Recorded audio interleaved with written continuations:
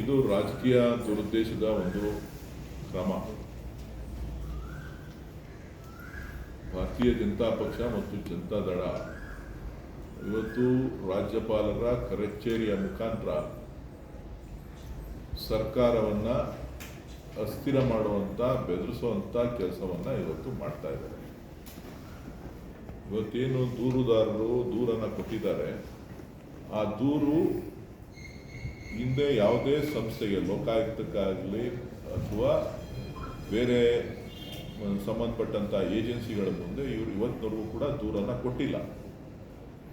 ಏಕಾಏಕಿ ರಾಜ್ಯಪಾಲರಿಗೆ ನೇರವಾಗಿ ಕೊಟ್ಬಿಟ್ಟು ತನಿಖೆನೇ ಆಗದೆ, ವಿಚಾರಗಳು ಚರ್ಚೆಗೆ ಆಗದೆ, ಏಕಾಏಕಿ ಪ್ರಾಸಿಕ್ಯೂಷನ್ಗೆ ಅವಕಾಶ ಕೊಟ್ಟಿರ್ತಕ್ಕಂಥದ್ದು ಎಷ್ಟು ಸರಿ ಒಬ್ಬ ಮುಖ್ಯಮಂತ್ರಿಗಳ ಮೇಲೆ ಅಂತಕ್ಕಂಥದ್ದು.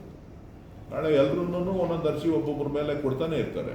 ಹಂಗಂದ್ರೆ ಎಲ್ರಿಗೂ ಅವರು ಪ್ರಾಸಿಕ್ಯೂಷನ್ಗೆ ಪರ್ಮಿಷನ್ ಕೊಡ್ತಾರೆ ಅಂತ ಅಂದರೆ ಯಾವ್ದಾರ ಒಂದು ಸಂಸ್ಥೆಯಿಂದ ತನಿಖೆ ಆಗಬೇಕು. ಲೋಕಾಯುಕ್ತದಿಂದ ಆಗಬೇಕು, ಇಲ್ಲ ಪೊಲೀಸ್ ಇಲಾಖೆಯಿಂದ ಆಗಬೇಕು, ಅಥವಾ ಬೇರೆ ಯಾವುದೇ ಸರ್ಕಾರ ನೇಮಿಸ್ತಕ್ಕಂಥ ಸಂಸ್ಥೆಗಳಿಂದ ತನಿಖೆ ಆಗಬೇಕು. ಆ ತನಿಖೆನಲ್ಲಿ ತಪ್ಪಿತಸ್ಥರು ಅಂಥೇಳಿ ಗೊತ್ತಾದಾಗ ಪ್ರಾಸಿಕ್ಯೂಷನ್ಗೆ ಅನುಮತಿ ಕೊಡಬೇಕೇ ವಿನಃ ಇದೊಂದು ರಾಜಕೀಯ ದುರುದ್ದೇಶದಿಂದ BJPಯವರು ಮತ್ತು JDSನವರು ಏನೋ ಮಾಡಿಬಿಡ್ಬೇಕು ಅಂತ ಹೇಳಿ ಪ್ರಯತ್ನ ಮಾಡ್ತಾ ಇದ್ದಾರೆ. ಅದು ಸಾಧ್ಯವಾಗೋದಿಲ್ಲ. ನ್ಯಾಯಾಲಯ ಇದೆ, ನ್ಯಾಯಾಲಯದಲ್ಲಿ ಎಲ್ಲವನ್ನು ಕೂಡ ನಾವು ಪ್ರಶ್ನೆ ಮಾಡ್ತೇವೆ.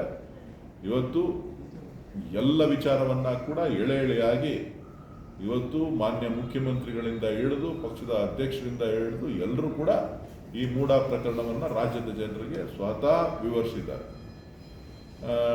ಏನೇನು ಯಾರ್ಯಾರ ಕಾಲದಲ್ಲಿ ಏನೇನು ಆಗಿದೆ, ಯಾರ್ಯಾರು ಏನೇನು ಮಾಡಿದ್ದಾರೆ, ಇದರಲ್ಲಿ ಮುಖ್ಯಮಂತ್ರಿಗಳ ಪಾತ್ರ ಆಗಲಿ, ಸರ್ಕಾರದ ಪಾತ್ರ ಆಗಲಿ ಇಲ್ಲ.